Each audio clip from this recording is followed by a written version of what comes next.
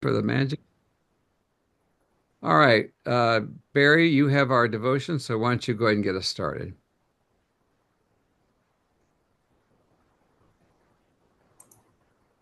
Okay, hey, thanks for sending me the reminder of, a few minutes ago. I did somewhat remember that, but hey, let's see where this goes. Um, guys, while we should never portray this walk of holiness that we're all on as some kind of laborious venture, no one ever promised to us that that road of obedient surrender would be easy. If such promises have come your way, whoever was the bearer of that good news is probably out of sync with the experience of most of us and most Christians. When opposing wills collide, our will versus God's, we sometimes suffer the burden of the battle and bear the scars to prove it. It would be difficult for the reasonable Christian to deny the reality of spiritual conflict. I think most of us would agree that trying to keep our feet on sinless ground is a tricky proposition. Uh, I know in my day, more than a few well-intentioned preachers have led us to believe that our redeemed hearts would rise and hover above this malaise of the spiritual battlefield. But even while we are perched high above that fray, the smoke of real light combat still waters our eyes from time to time. And so it is with holiness. We still must coexist within the confines and limitations of a free will world. And so the wise believer sets his heart on things above with an eye toward perfection, a perfection that is ultimately attained by the righteous in heaven, but not necessarily on this blue bowl of flawed humanity that we call home. I don't know about you, but it's a big relief to me, though, that we can't be perfect.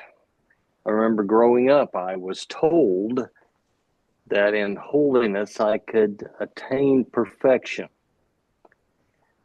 But you can thank me later for lifting that cumbersome weight from your failure burdened shoulders, that we cannot be perfect.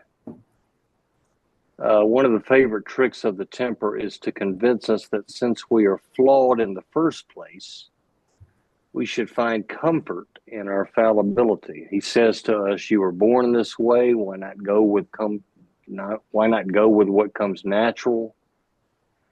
Why not go with your natural instincts?" And that is the mindset of many stumbling Christians, those believers who are content to live under the rule of their sinful nature. They wonder why they continue to fail. They wonder why they lag behind, and they wonder why they generally keep pushing this. You all remember this story, this Sisyphus stone up the mountain, only to have it crush them as it rolls back down.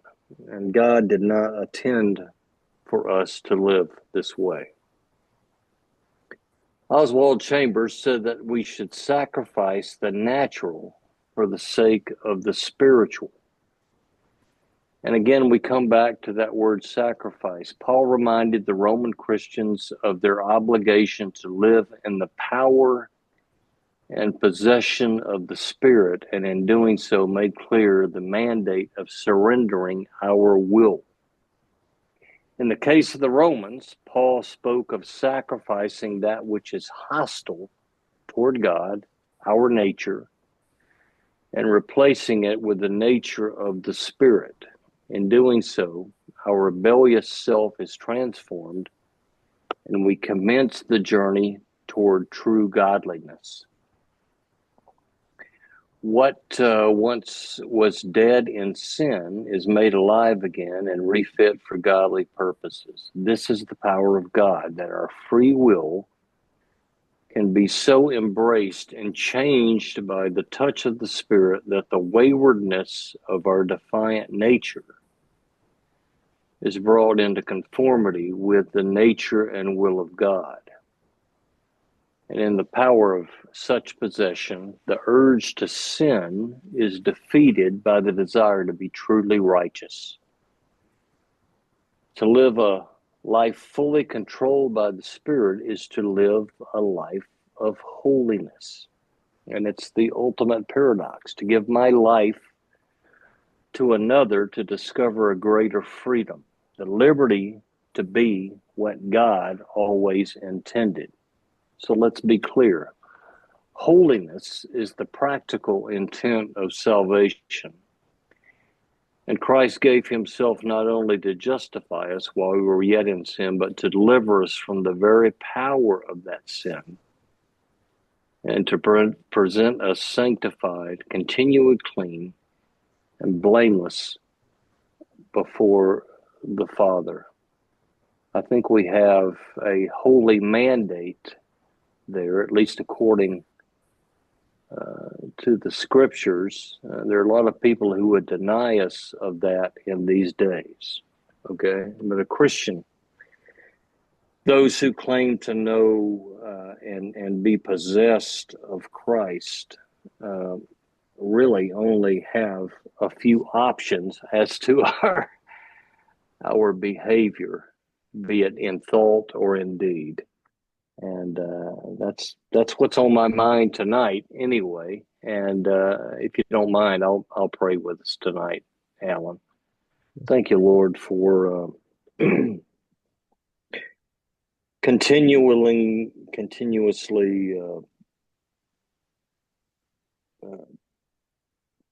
enlightening us and telling us how we should be. We're thankful, Lord, that you constantly speak to us, and if we're listening, we will hear and act accordingly. We're thankful, Lord, that your Spirit speaks to our spirit and to our soul and tells us how we should behave, not only from a legalistic standpoint, but to our neighbors, to those who we might disagree with. And these days, Lord, to those who you might tell us that we should love.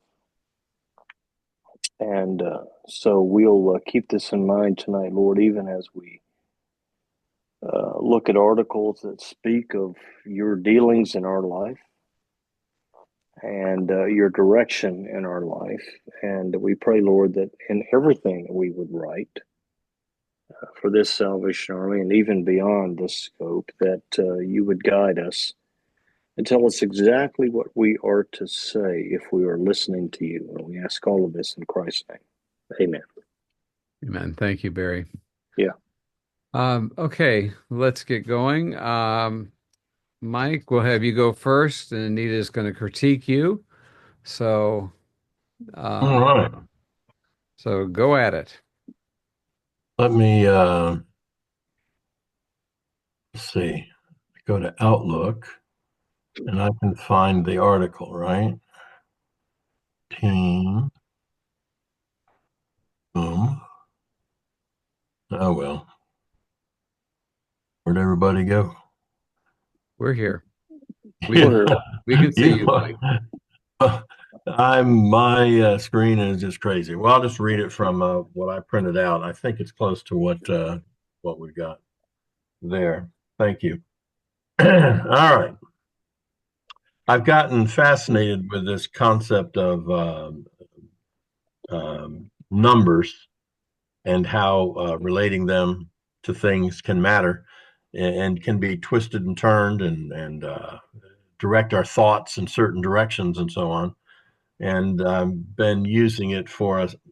I've written like more than a dozen little devotional thoughts, and that's why this is called Numbers 7. Anyway, numbers. Talk about a term that can mean so very many things and take us down so very many paths. Look at the highs and lows of the daily temperature. The numbers on that thermometer determine what we wear that day, whether or not we have to warm the car or sometimes get out the shovel. According to Alaska.org, summer daylight temperatures range from 55 to 70 degrees Fahrenheit. In Florida, temperatures range between 73 and 95.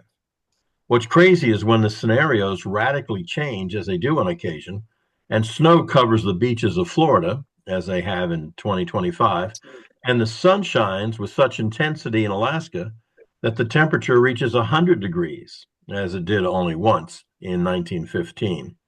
We hope our closets have what it takes to allow for the necessary adjustments in our apparel. Look at the different scoring system used in sports. Depending on what you're playing, the scoring can be as high as 141 or as low as minus 21. There may be one individual competing or teams from 5 to 11 being on the playing field at a time. Golf, tennis, doubles, basketball, football, soccer, each a sport with their own dynamics. In 2024, Xander Schauffele won the PGA Professional Golf Association tournament at the Valhalla Golf Course with a final score of minus 21 strokes. It also meant for him a take-home check in the amount of $3,330,000. In football, with 11 players on a team, the Super Bowl winner in 2024 was Kansas City with a score of 25. And the 2024 National Basketball Association champions were the Boston Celtics, winning 4 out of 5 games against their opponent. The winning score of that game was 106. Their opponent got 88. Pretty good score if the game had been football. In the New Testament book of Luke, chapter 21, verses 1 and 2, we're introduced to a currency identified as the mite. In the New King James, the text reads, "And he looked up and saw the rich putting their gifts into the treasury, and he also saw a certain poor widow putting in 2 mites. So, he said, truly I say to you that this poor widow has put in more than all. For all these out of their abundance have put offerings for God. She out of her poverty put in all the livelihood that she had." The widow's mite, 2 small copper coins with an estimated value of 1/64th of 1 denarius, 1/8 of a modern penny. Jesus recognized and was pointing out that it wasn't the value of the gift which made it so remarkable, as much as it was the percentage of the owner's total assets. The widow gave a small amount, however, it was a high percentage of her entire treasury.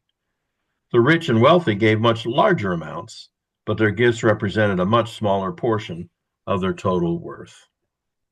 We have a God who knows our every thought and action. Is he pleased with what we give to him? Cartridge, tithe, hours? Let's be sure how we spend our money and the hours we have been given reflect a genuine desire to honor our Heavenly Father. Whether the number is small or large, be sure he knows the difference. Okay, Anita? Good evening. Mike, I'm always interested. I can't wait to see your articles because they're so interesting and different and unique, and you see things from a whole different point of view. I love that. So this is an interesting one. I knew it would be. And I think it's a gift that you have of writing about unusual things. So we see that progression of weather, sports, and then God. And that's often how you write. You begin with, and then you end up with God. I love that. Yeah. Okay. A few things, and these aren't in any order. So they're probably, yeah. So I've scratched out a few things and tried to pick the most important ones. So in that the real first paragraph or second, whichever one you would call it, Alaska.org, I'm not sure that you need that because I don't see it in the Florida one and in the next one, or I don't know, Ellen might have more comments to say about that, but it feels like it breaks up the journey of the paragraph, if you will. In other words, just say according to Alaska or daylight temperatures in Alaska range. Yeah, Oh, okay. just say it because it's a pretty good range there, I think. I'm sure it's going to hit that range at some point or another. Yeah. Otherwise, you have to add it in for Florida and yeah. For So, consistency's sake. yeah. There is one crazy sentence in that first paragraph with 43 words, 2 ands. So you probably want to break that up a little and consider, yeah, that you need to give people a chance to breathe in there. It starts with what's crazy and it ends with 1955. Yeah. And you know that I'm the queen of exclamation points, proudly so, but there are 7 in this writing, so you might want to. There's 3 in the first paragraph, and you might want to dole those out a little more carefully. Even though I love you, and I love them, and I'm on your side. In the second paragraph, there's just a lot of numbers there. And I kind of got lost in all of that, but I don't know. I leave that with you. In paragraph 3, there's a quote within a quote there. So you use your exclamation points in that one point just a little bit different. And then the widow's might, you need a verb in that sentence. The widow's might was, maybe you would put in there.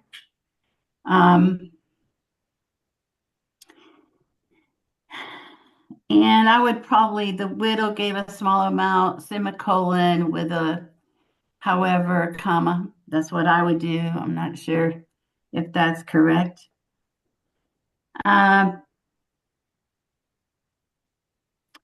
The whole number picture, I kind of looked that up. And when you write numbers, anything under 10 has to be written out, or anytime you start a sentence with a number. You didn't start any that I could find, but you have at least 4 times where it's under 10 and the number needs to be written out. And I think my last comment would be on the final paragraph, that I wanted somehow for you to wrap in weather and sports. I wanted you to summarize that somehow, or make the whole paragraph about the whole writing about giving. So, that was just something I wished for, that somehow that was kind of tied in, because you have a nice progression and then you just end it out. You conclude with only about God and giving. Well, just to say that the last sentence is whether the number is small or large. Again, it was trying to use numbers and wrap that sentence up. Thank you. I'm sorry. In that fourth paragraph about might, where was that? The widow's might. Yeah, the widow's might, 2 small copper coins. That sentence. It's not a sentence; it's a fragment because you have no verb. Yeah, I see. Just a definite kind of a statement. Yeah. Let me interrupt here. One you. thing is, in that paragraph about the sports, Yeah. when you're talking about sports scores, it's okay to use the number, even if it's under 12, to just use the numeric form. But you also use the numeric form when it should have been spelled out, like Anita said, like the Team numbers. the 2024 National Basketball Association Championship with Boston Celtics winning, says it should have been spelled out 4 out of spelled out 5 games against their opponent. But up above, where you have there may be one individual competing teams Okay, no, that should be spelled out too. But like a score, you just use a numeric score, okay? Like if it's you say the score of the ball game was 5-4, you would just use a numeric form. Everybody understand that? Because it's sports score. Okay. No, he really did in this, but anyway, and also in football, there are not 11 players on a team. There's a whole lot more than 11 players because you have a defensive team, so that's On the inaccurate. playing field at a time. Yeah, you should explain that. And that's not what you say. So that's inaccurate as you have it. But I'm sorry, I need to let other people comment. I'm sorry. So other people need to comment. Oh, I see. I see what sentence you're saying. Football. Okay, gotcha.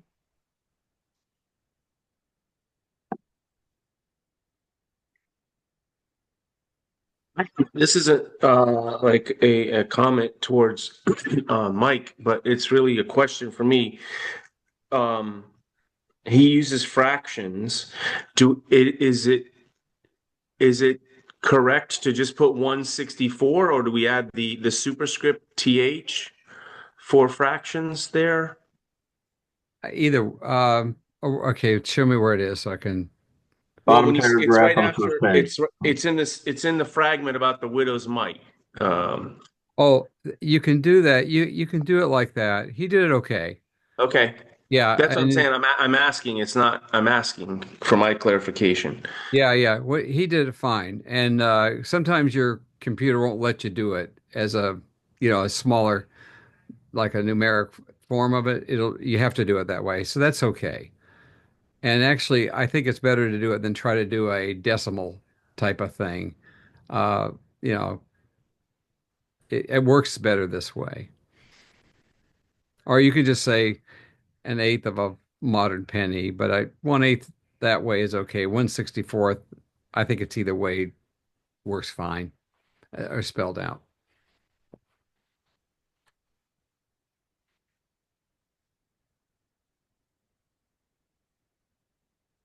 Anybody else? Yeah, as a question, that very same sentence, denarius, is that smaller case or is that a capitalized situation? No, it's lowercase. Like you wouldn't Okay. capitalize nickel or dime. You wouldn't. So he did okay there. Okay. Anything else?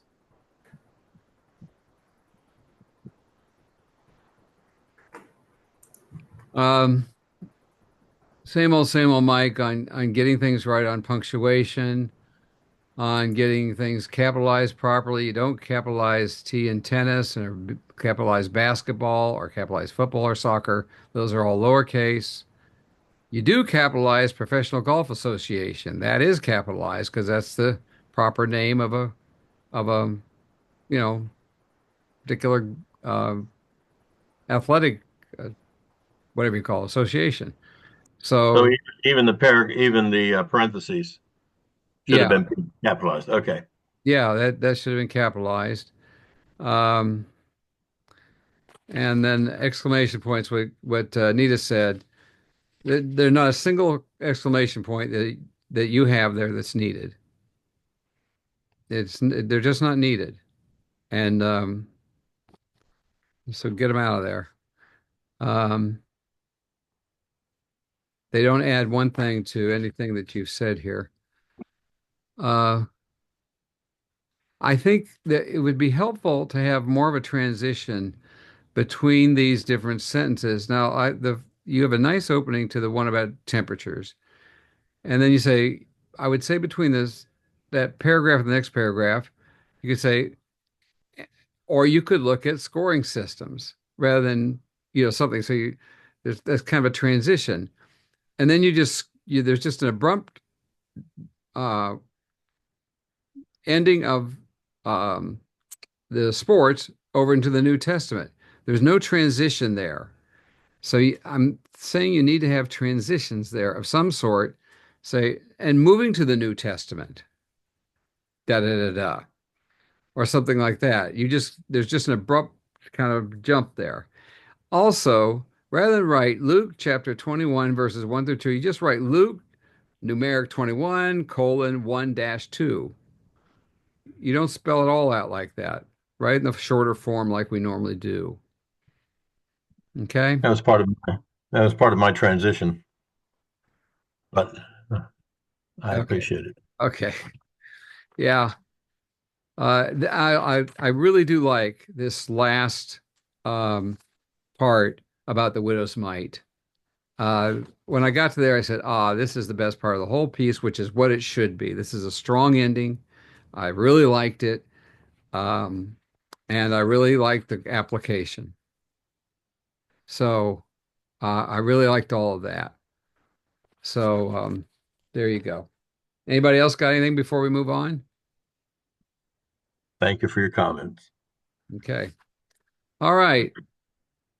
Thomas, we'll deal with your frustration. And who's critiquing Thomas?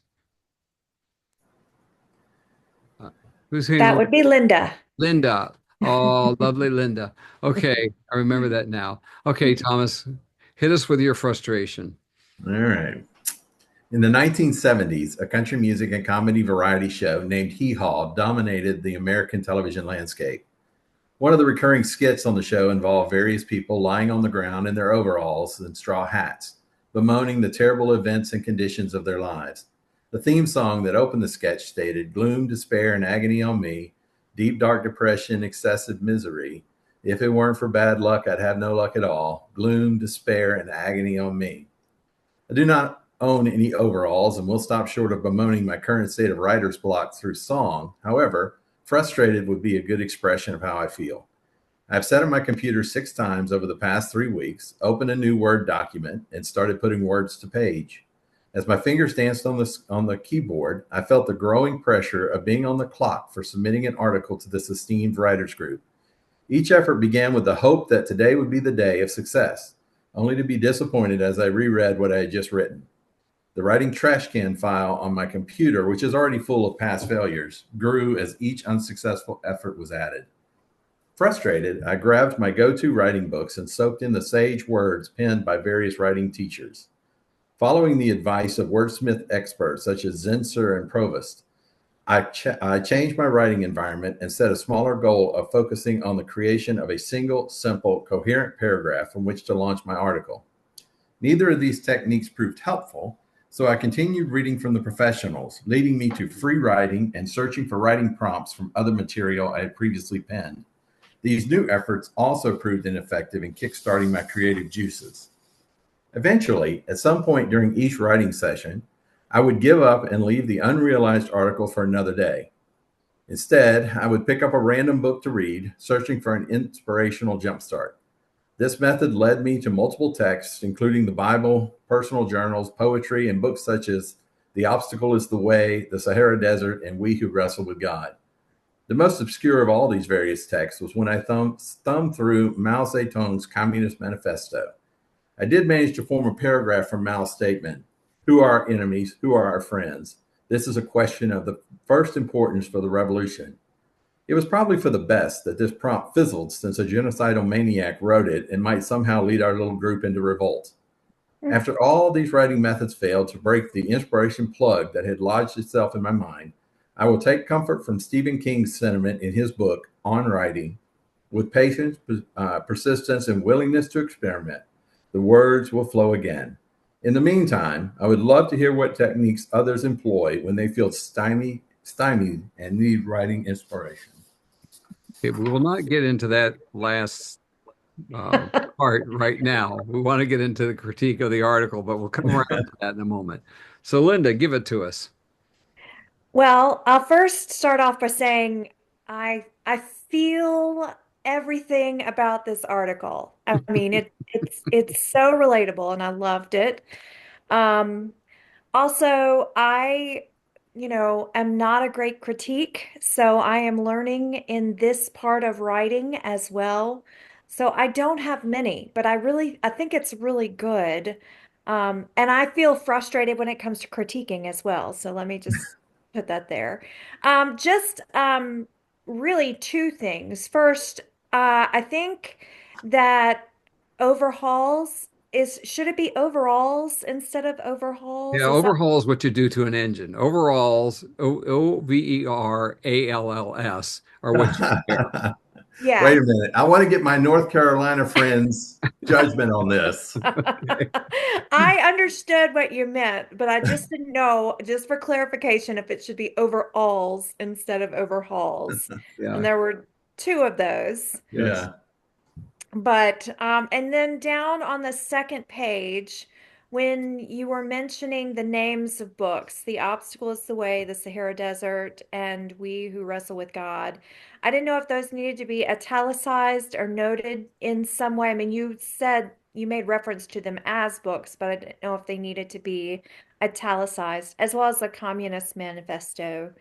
You're right, they do. Okay. But other than that, that's really all I have, and I enjoyed it. Even though you struggled with it, it made you frustrated. I think you got your point across really well. It was very good. I finally got tired of writing something else inspirational that would make people rush to the altar and said, I'm just going to write about what I'm feeling. I love it. It was great. Thank you. Okay. Any other comments? Just a couple. First of all, I think you meant to say overhauls and underalls. Okay. See, there's my North Carolina brother There you right there. go. There you go.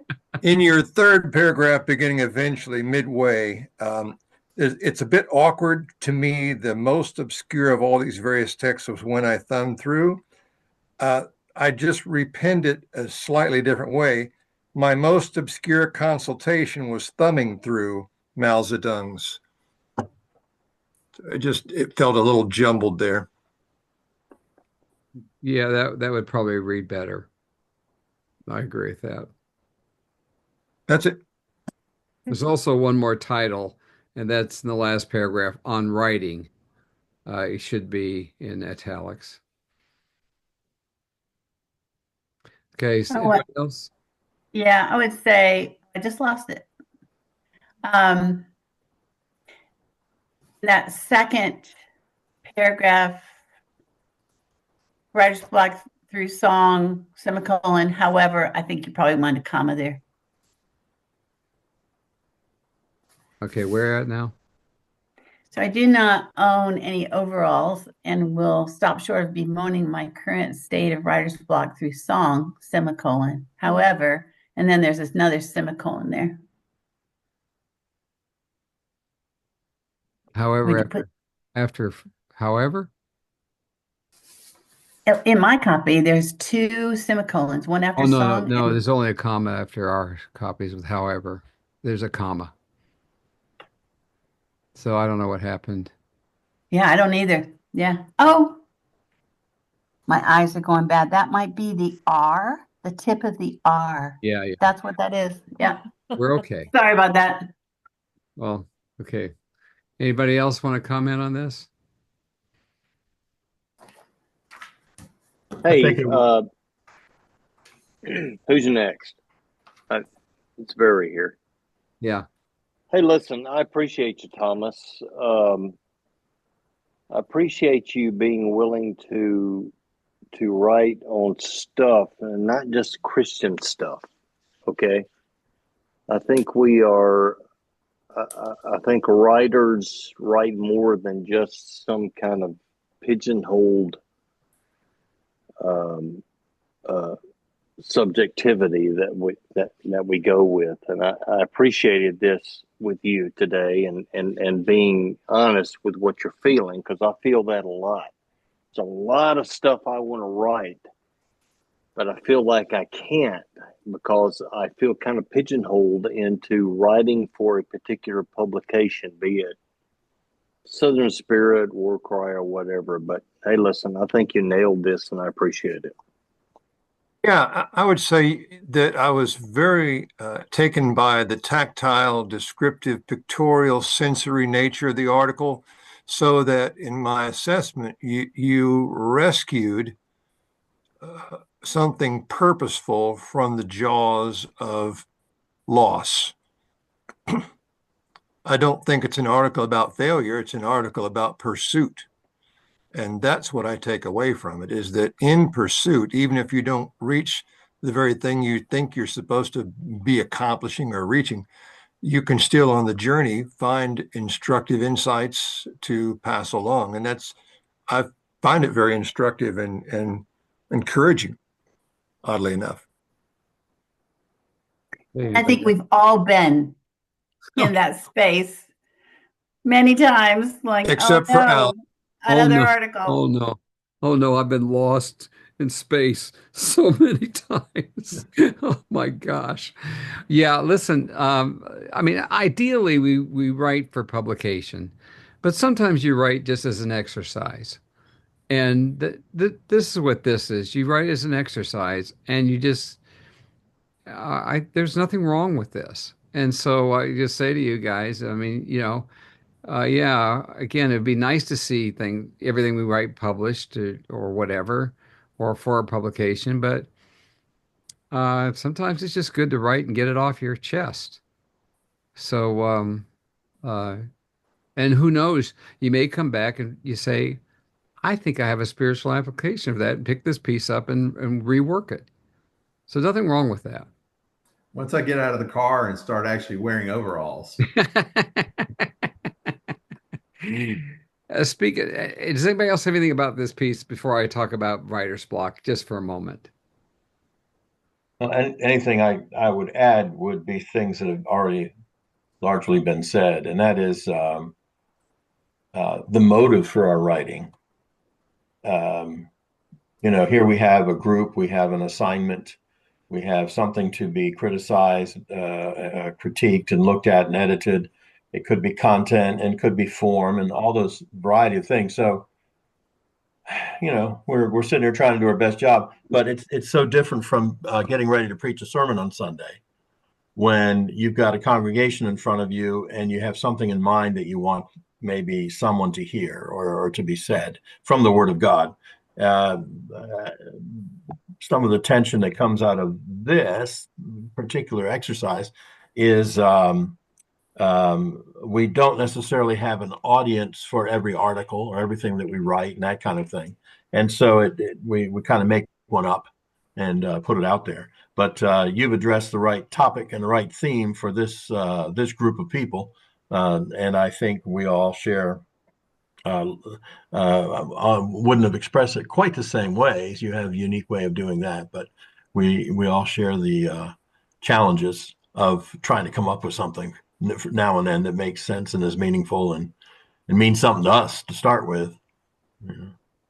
Well, Thank you. even as a Corps officer, I don't know how many times I agonized with the sermon I had to preach that Sunday.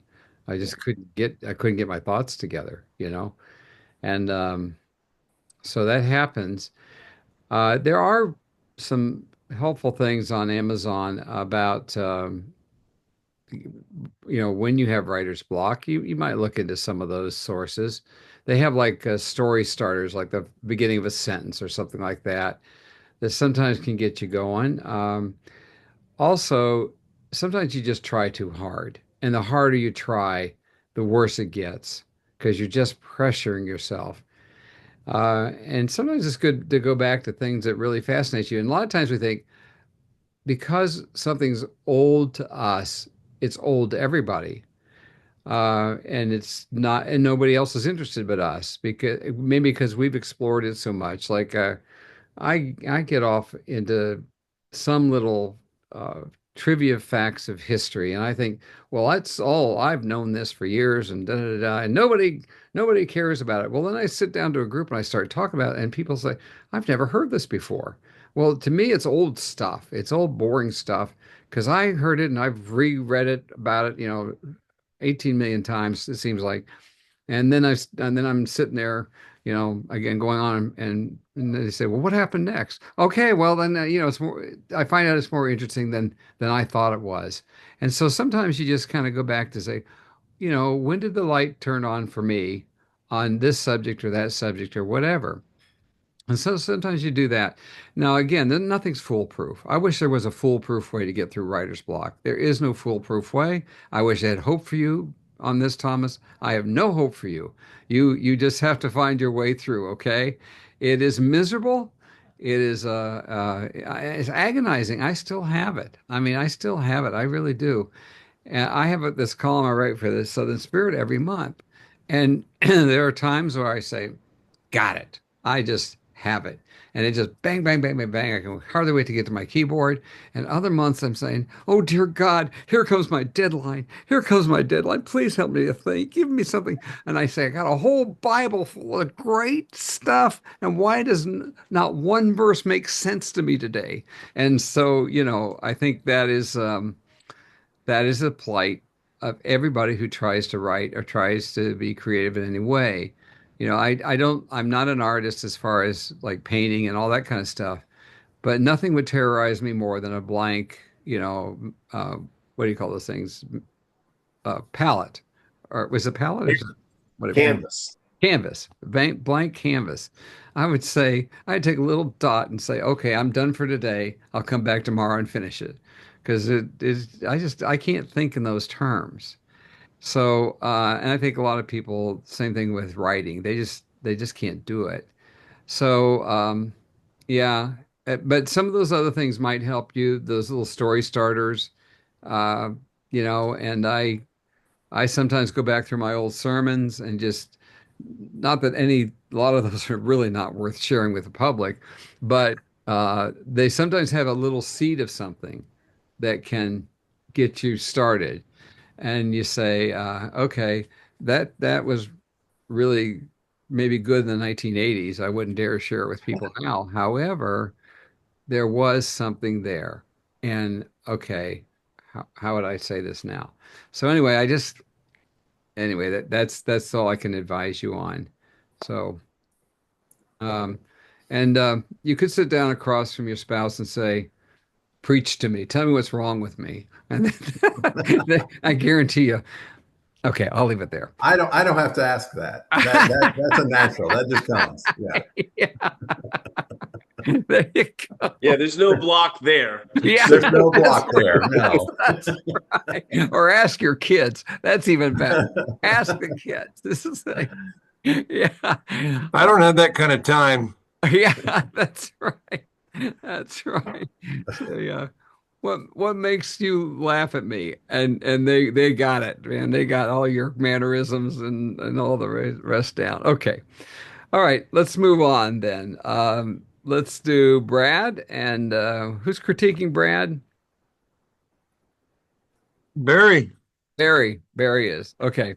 All right. Let me take my mute off here, guys. Okay. Let's get this one going. So go ahead.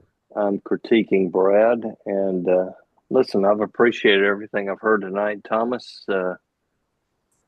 I appreciate everything you've just written, everything that's just been said. I have the same issues. It's good to know we're all on the same page. Oh, yeah, we're all at the place of total depravity sometimes when it comes to writer's block. Okay. That is the exact terminology I would use. Yeah. Okay. Okay, Brad, read your article to us, please. Okay. The overhaul conundrum. Wait, I'm sorry. No, that's not. I was having trouble with my glasses. Yeah. That I may see. A criminal defendant may escape punishment if found not guilty by reason of mental defect. This diagnosis means that at the time the crime in question was committed, the defendant lacked the ability to properly understand wrongdoing in his actions, and accordingly, he is not held responsible for the criminal element of his behavior. As an example of how mental illness can impair behavior, schizophrenia sufferers commonly experience delusions and hallucinations, both of which present a false reality to the schizophrenic mind. The court system does not dismiss guilt in the mentally ill person out of pity or charity. No judge says, I am so sorry you have this disabling condition that makes life so chaotic for you, and because of that, I'll give you a pass on this charge of assault. The person with mental illness lacks a grasp of reality sufficient to generate rational decisions. Typically, if such an individual explains his behavior that resulted in his arrest, it sounds nothing like how those surrounding him experienced the same events. Paralleling this concept of the insane person's unreliable sense of reality, a primary definition of truth is conformity with reality. In his second epistle, the Apostle John grounds his introduction heavily in truth, mentioning it 4 times in 3 brief verses. The elder to the lady, chosen by God, and to her children, whom I love in the truth, and not I only, but also all who know the truth, because of the truth which lives in us and will be with us forever. Grace, mercy, and peace from God the Father and from Jesus Christ, the Father's Son, will be with us in truth and love. 2 John 1 through 3. In John's thinking, truth transcends a factual account of things and denotes both an atmosphere and a content of being. He addresses Christ followers as a Christ follower himself, citing a reality born of grace, mercy, and peace that come from God through paternal love and transformative grace. But we can only recognize this reality when we embrace God's love for us. In the military courtroom drama, A Few Good Men, Jack Nicholson's character, Colonel Nathan R. Jessup, gave us the catchphrase, "You can't handle the truth," meaning that the information offered was too overwhelming to accept as true. John in his epistle might say the same to those who refuse to be in the truth, who reject a Christian view of the human condition. When John Newton penned what is arguably the world's most well-known hymn, Amazing Grace, he reflected God's granting the unknowing convert a new grasp of himself and his world. I once was lost, but now am found, was blind, but now I see.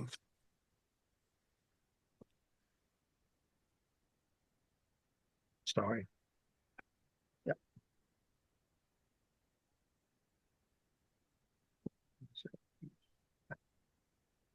Sorry, lost my page.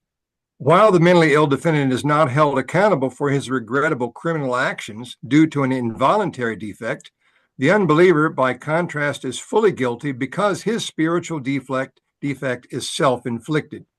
Rather than see, he clamps his spiritual eyes shut and insists that salvation from sin and even the need for such are fantasy and fiction. In his book, The Last Word, noted professor and atheist Thomas Nagel reflects this coveted blindness. I want atheism to be true and am made uneasy by the fact that some of the most intelligent and well-informed people I know are religious believers. It isn't just that I don't believe in God and naturally hope that I'm right in my belief. It's that I hope there is no God. I don't want there to be a God. I don't want the universe to be like that. Part of the truth that the Apostle John celebrates is that God in love aids the sin-blinded one with undeserved and illuminating transformation. John Wesley sees this rebuild fully expressed in 2 John 3, where grace removes sin's corrosive guilt and mercy relieves the sinner's miserable isolation from God, while peace confirms the ongoing truth of this collective transaction. More than not guilty, the one who trusts in Christ not only can handle the truth, but is warmly indwelt by it. The truth which lives in us and will be with us forever. 2 John 2. Okay, Barry. You need to unmute. There you go. Yeah, I unmuted there. Hey, thank you, Brad. I'm really lucky to know you and to listen to you and to live by your word. I'm serious about that. You're an example to me. Now let's look at let's look at the article. And again, let me say this, guys. I am more intent on looking at content than I am at grammar. So bear with me here. I'm looking at your first paragraph there when it says not guilty by reason of mental defect. This means that at the time the crime in question was committed, I think we can shorten that by saying the diagnosis means that when the crime in question was committed. I heard that in my head even as you were saying that. Yeah, exactly. And my second thing is that I kind of have a transitional thought when you go from accordingly is not held responsible for the criminal element of his behavior as an example of how I don't know how to transition that, but you go directly into that thought. And I'm thinking that maybe you might want to set that up a little bit better. I don't know how to do that. Yeah. But I read exactly what you were saying, but everybody else may not. So they may need a little more setup for that. Sure. Yeah, I get that. Yeah. The rest of it, and then I'm coming down to the 1, 2, 3, third paragraph. Paraline, a primary definition of truth is conformity with reality. And you make that point, and I believe in that truth is conformity with reality. But then down in the 1, 2, 3, fourth paragraph, you say, in John's thinking, truth transcends a factual account of things. Well, there are realities and there are transcendent realities, but the two can't be separated. And I'm trying to figure that out at this point. You say conformity with reality, which could be gravity, or it could be a ton of things. Yep. But then you say that transfaction, and I get that, because the truth of God does transcend reality, but we can't separate the two. And I think that's where I kind of had an issue here. But I know what you're saying. Don't take that wrong. I'm just looking it over as you're talking and thinking it through. Yeah. Mm-hmm.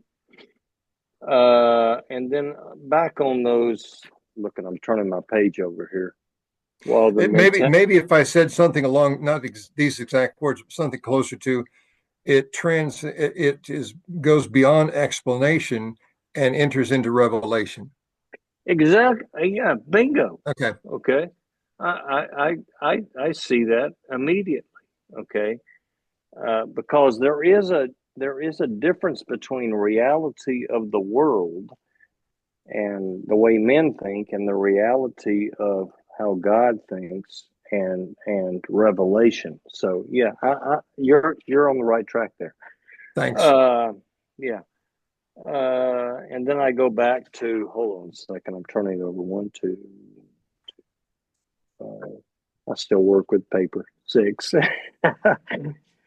While mentally ill defendant is not held accountable for his regrettable criminal actions due to an involuntary defect. The unbeliever, by contrast, is fully guilty because his spiritual defect is self-inflicted.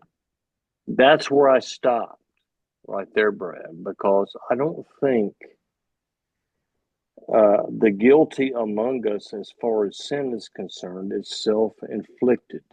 I just wrote an article last, 2 or 3 weeks ago about total depravity. And when I say that my illness is self-inflicted, I have a real issue with that, because it's not self-inflicted. It may be what I'm choosing to do at the moment. Gotcha. But my depravity is not self-inflicted. It is because of the fall of even Adam. Maybe if I said self-perpetuated, something like that. Yeah. That's a good point, Bud. And exactly. We have choice now, but we didn't have choice then, and we don't have choice to our condition, but we have choice after our regeneration. So that's kind of what I'm looking at right there. Or willfully perpetuated. Yeah, exactly.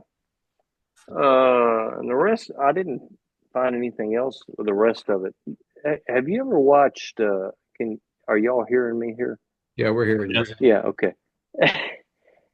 You ever watch that Star Trek scene where the Wrath of Khan, I don't know if you guys are this old, but in the Wrath of Khan, when his ship is destroyed and he's standing there, and he's standing over his first officer, and the first officer says to him, "Hey, your intellect is superior." I kind of think of that with you, Brad. I think you are thinking on an exemplary level, and I appreciate your writing and all of this. And those are my comments right now. Okay. Anybody else want to make comment? I do have my black pill on hand before you get started, Alan, just in case it's a complete meltdown like last time. Okay. Anybody else want to make comment?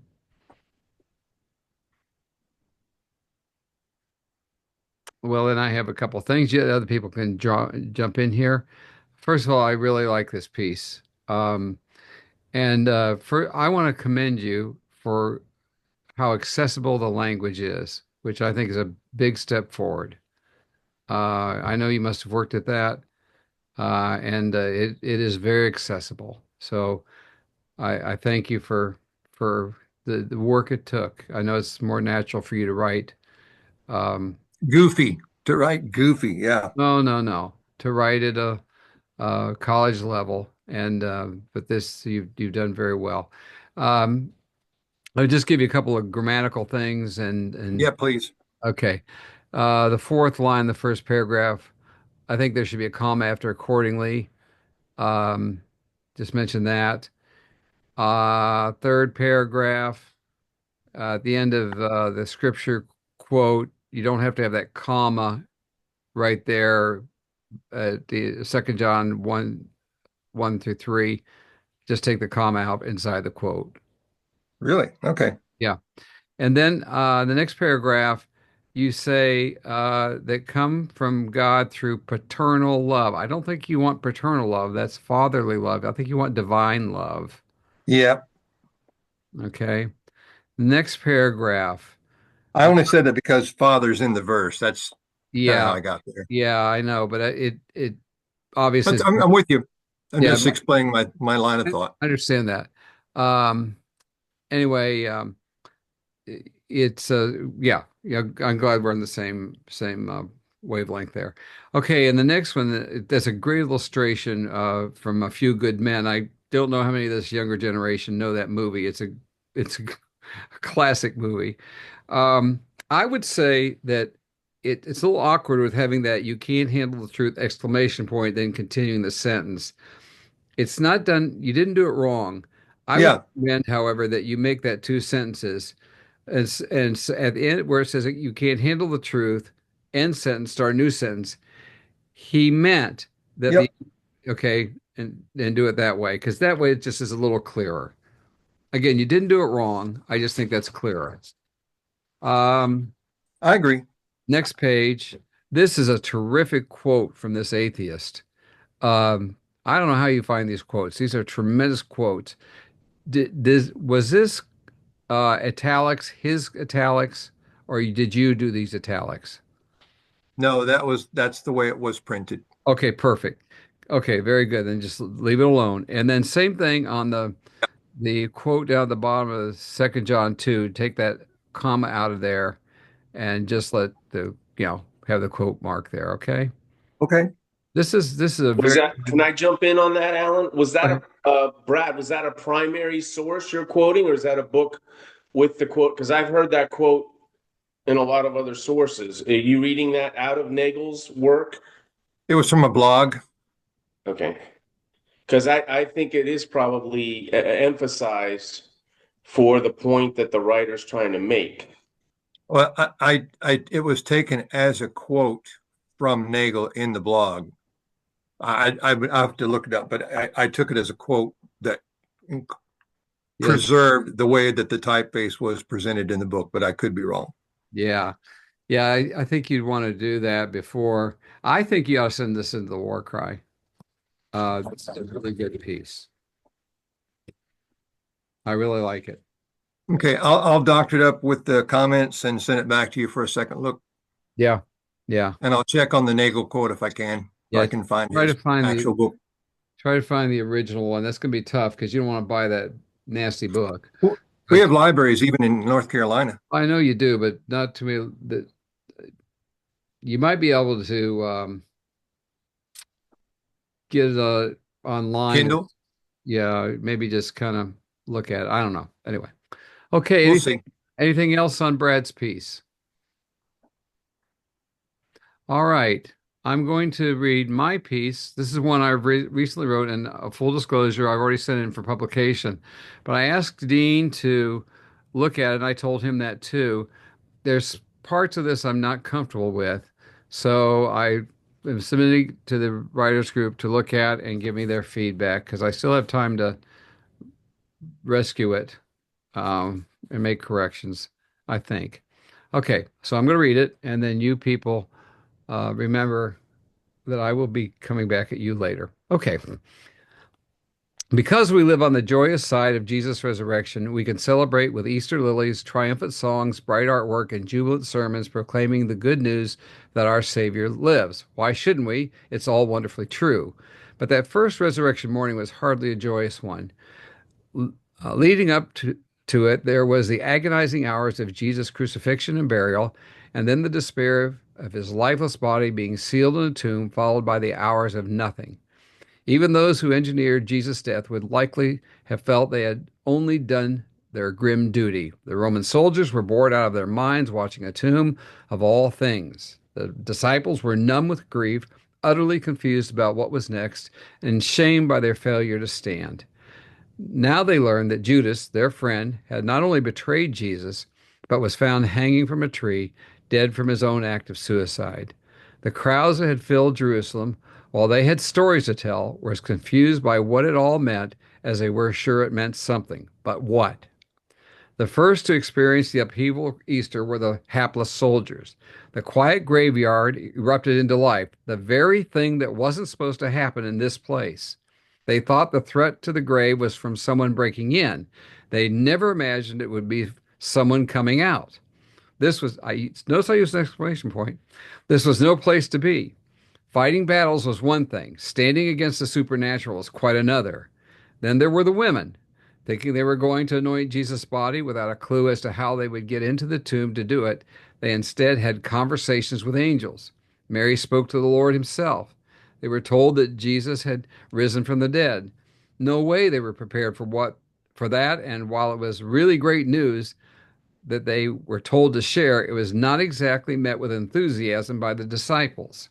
The Jewish leaders by now had heard from the soldiers. This turned their Sunday morning upside down. In our day, we would say they went into damage control, but as history proves, they did a poor job of it. Their solution to the Jesus problem blew up in their faces, and from here it would only get worse. Meanwhile, Peter and John decided they would go check out the tomb. The other 9, still showing that dark measure of fear that kept them frozen when Jesus needed them most at his side, stayed right where they were. It wasn't happy talk. No plans from our welcome back from the dead party for Jesus being planned. They were in a state of utter and total confusion, perhaps worse than they had felt by the events leading up to Jesus' death. What Peter and John found confirmed the story the women had shared. We can hardly imagine they were leaping up and down.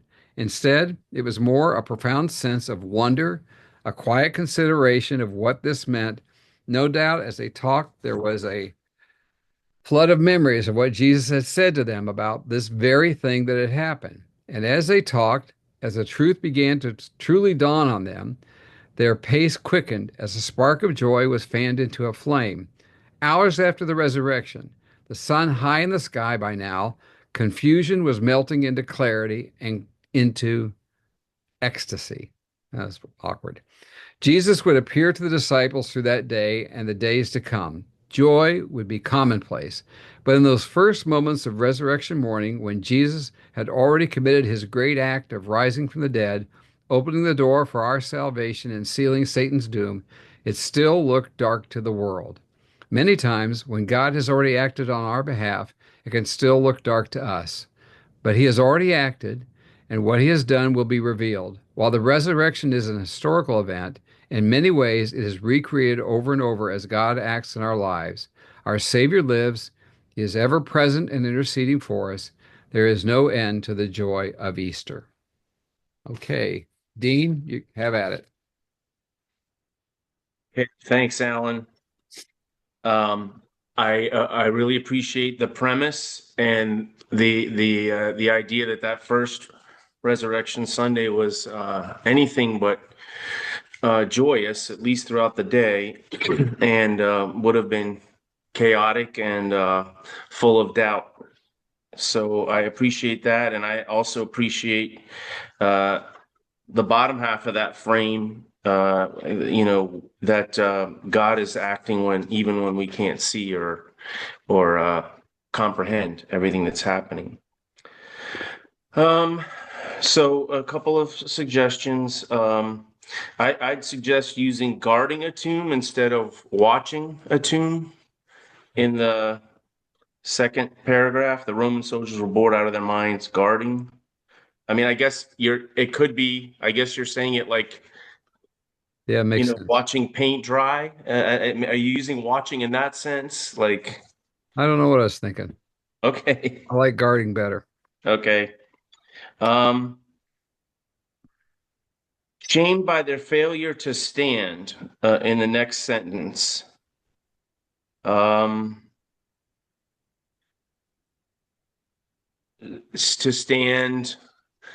stand by their master, to stand. Yeah, that's what I think you could add to a little to that to even make it more precise. okay. Yeah. Okay. The next to last sentence in that same paragraph, the crowds that had filled Jerusalem while they had stories to tell were as confused by what it all meant.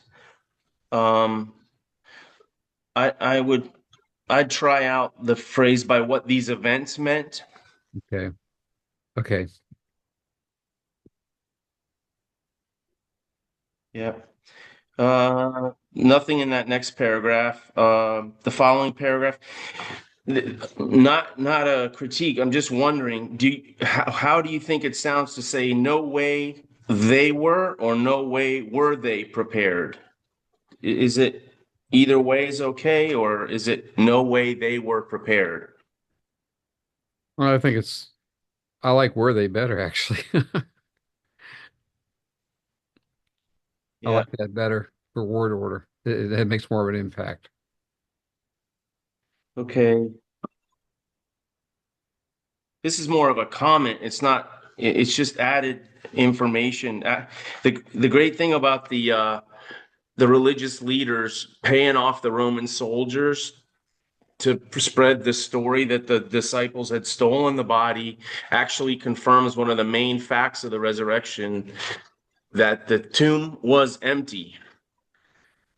So that I'm not saying you work that in there, but it blew up in their faces, and at the same time it confirms one of the main historical facts of the resurrection. Nothing in the next paragraph. Now the paragraph that begins with what Peter and John. Yeah.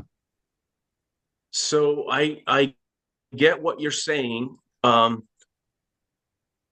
would just say that the text, if you compile the texts, it seems as though the male disciples don't.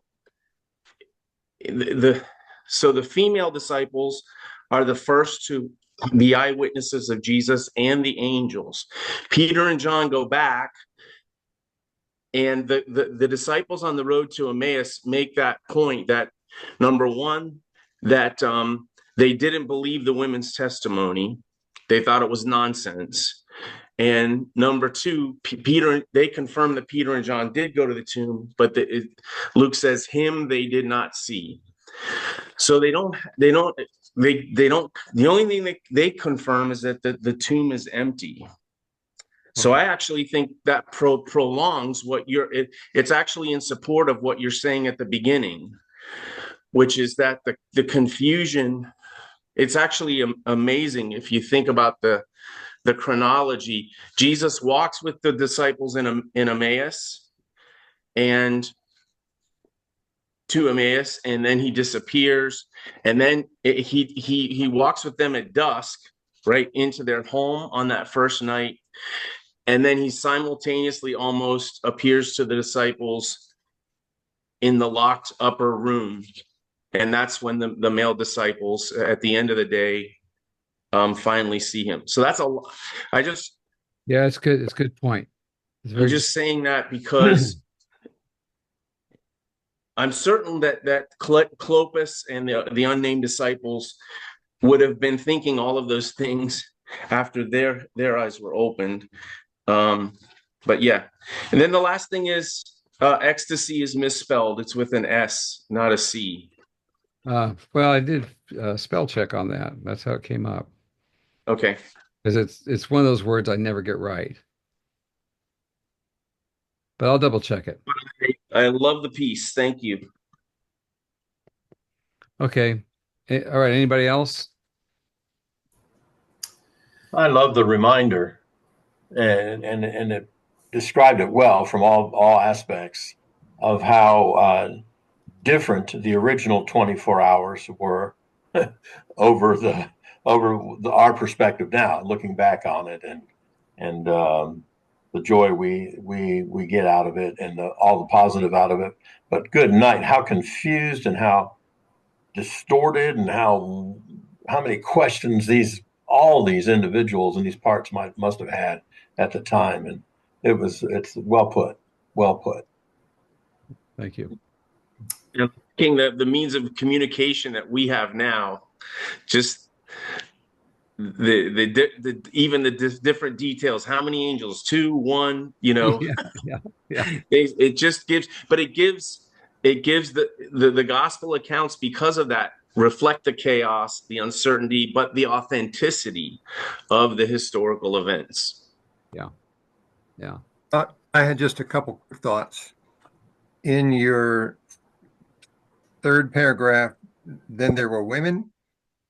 They instead had conversations with angels. To me, it's a little weak because it focuses for me on the conversation rather than on the fact that they talked with angels. So I would have said I would prefer they conversed or talked with angels. Okay. That makes sense. And then was melting into clarity and into ecstasy. If you could just say it was melting into ecstatic clarity. I'm not so sure about that. Yeah, I figured you wouldn't be. That's why I was hesitant. Okay, well, I'll think about it. And then in that final paragraph, this is my trying to understand what you were intending. It says, when God has already acted, and then you say, but he has already acted, and what he has done will be revealed. Well, I thought it was just help me. So clear that in a particular thing that might be going on in our lives, he's acted historically for our salvation, no question. Yeah. Okay. But I'm saying a lot of times the Lord is acting in our lives in a situation that we might be struggling with, that he's already acted and we don't know it yet. And so I thought that was clear, but was it unclear to other people, or is it clear what I'm saying now? That many times when we're struggling with something, the Lord has acted, but we don't know it. And later on, it's obvious that he was at work. Does that? Well, I think what tripped me up is I was thinking you were saying he has already acted by being resurrected. You were referring back to the actual content of your article about resurrection instead of that he's acted throughout history. Might have to say in other ways. Many times in other ways. That would help me. Thanks. All right. That makes sense. Okay. I like that. That helps. That does clarify it. Okay. Anybody else got anything they'd like to say? Yeah. I'd just like to say, Alan. I've just always wanted to do that to you. Whatever. After being in this writers group for what, Mike, 3-4 years now? Yeah. I just want to go, Alan. I can mute you. Ecstasy is an S. That's all I just want to say to you. No, I do want to say one other thing. I must have got the British spelling. We, you know, we're not, as Lynda said earlier, we're not editors. We're not really good at critiquing, and we spend so much time on a period, and rightly so. I'm not downing that, a period or a comma, or we get into exclamation points or whatever.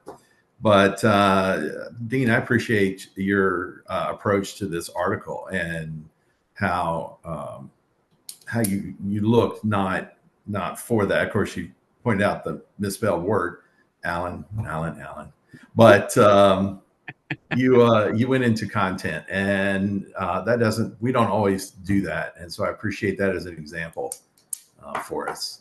So thank you. Well, as I told Dean, I felt uneasy. Thank you. Yeah, thank you, Dean. I felt uneasy about it because I said there's just something not feeling right about this article, and again, I just couldn't put my finger on it. So this has been helpful for me, like it should be helpful for you when we look at your articles. As you say, I just want to get a little help with it. So I do have confidence in you all, and that's why I brought it forward and laid it. If you could have had Jesus resurrected in overhauls, that might have added that extra something. Yeah, that was an overhaul when he. The ignorance that keeps manifesting itself amongst this group. And there is no mercy. There is no mercy. All right. Is there anything else anybody has to say about this or anything else before we send you on your merry way? Okay, well, I'll get this video posted soon, and with the new assignments, we'll have our 3 wandering, training school people back with us next time. And actually, we just have 2 more meetings before we take a break. So, for the summer. So anyway, how jolly that is. Anyway, have a great evening, and thanks again for meeting with us. Thanks for your feedback to each other and to me. Good night, gang. Night. Thank you. Good night.